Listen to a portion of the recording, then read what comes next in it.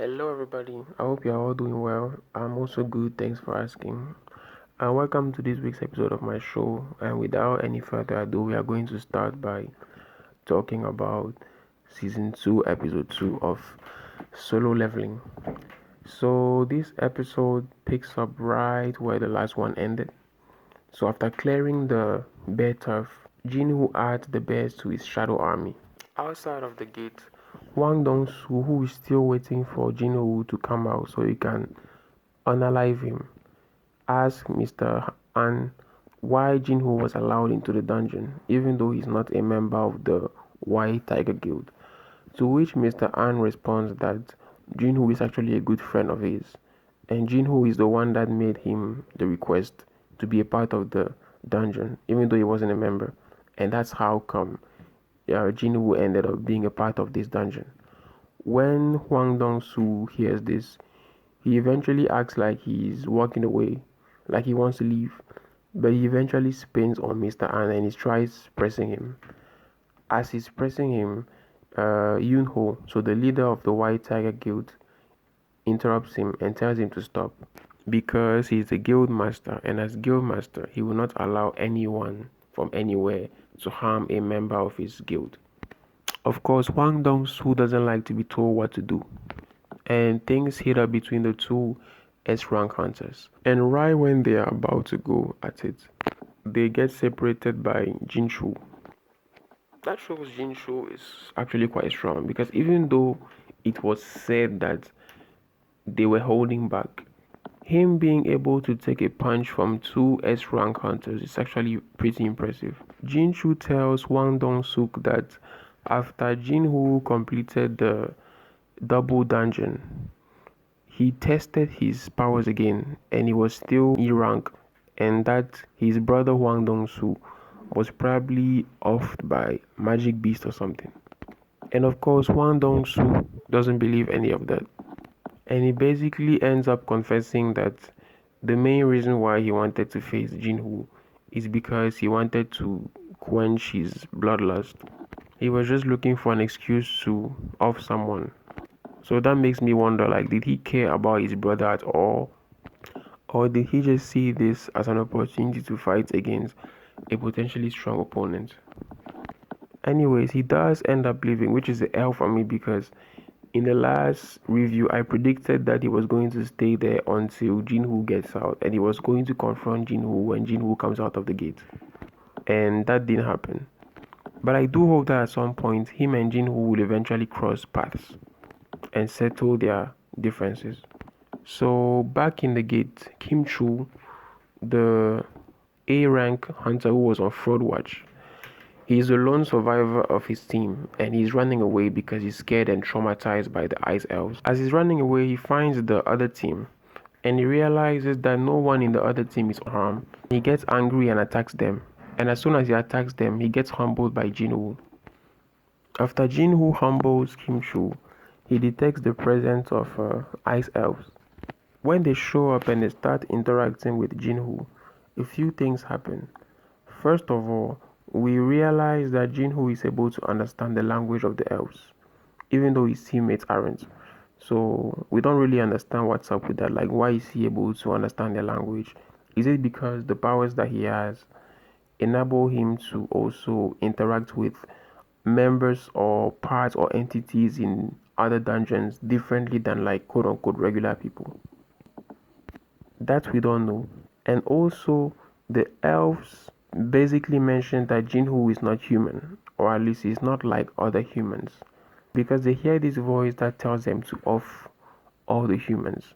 But when they look at Jinwoo, they don't hear that voice. First of all, yes, with the size of their ears, they should be hearing voices. It makes sense with ears that big. And number two, why don't they feel the urge to off Jinwoo as well? Is it because Jinwoo is too strong? Is it because there's something different about Jinwoo? That we don't know.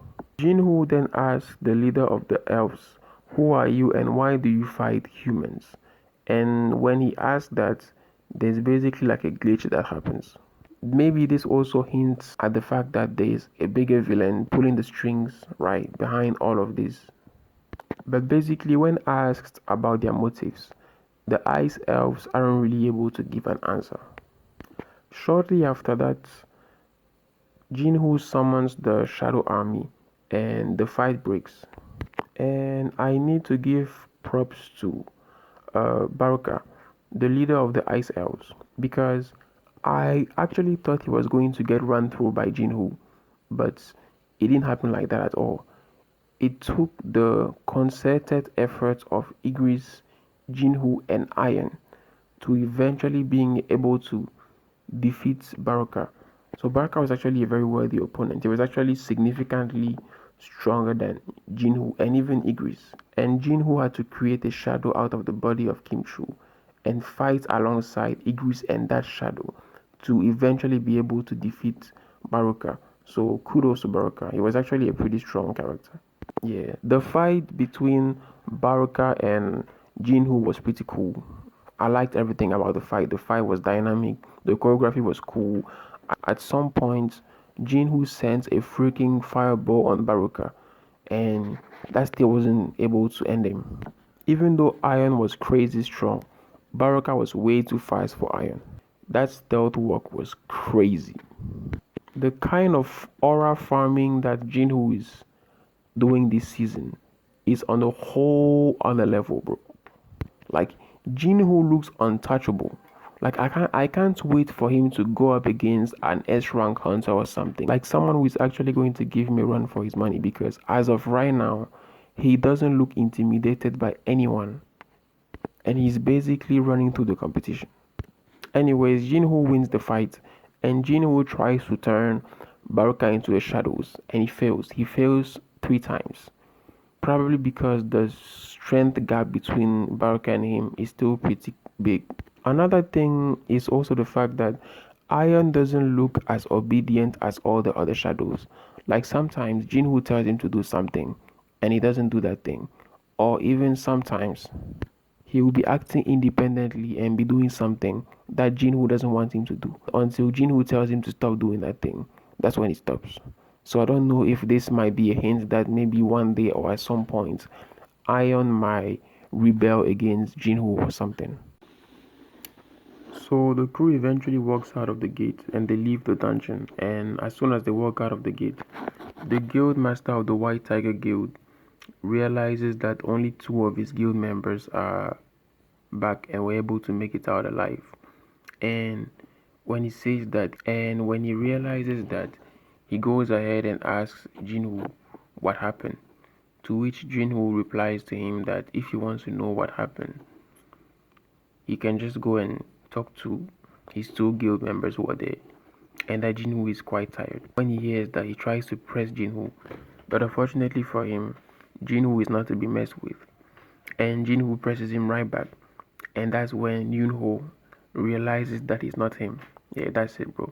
Next time you want information from me, ask politely. So Jinho leaves with Song-yi. Yunho tells Mr. An to make sure to bring Jinho to the White Tiger Guild headquarters. Is it to recruit him? Is it to question him? Is it to do both? I guess we'll find out in the upcoming episodes. So he drops Song-yi and he goes back to his house. And then in the morning, they eventually get back together. They go on a mission with Yoon. Yeah, it seems like there's a little bit of something building up between Song-yi and Jinwoo. So we will see what happens. So that's where the episode ends. So far, solo leveling hasn't missed, and I hope you continue to be like that for the remainder of the season. It seems like on social media, people were also liking the episode.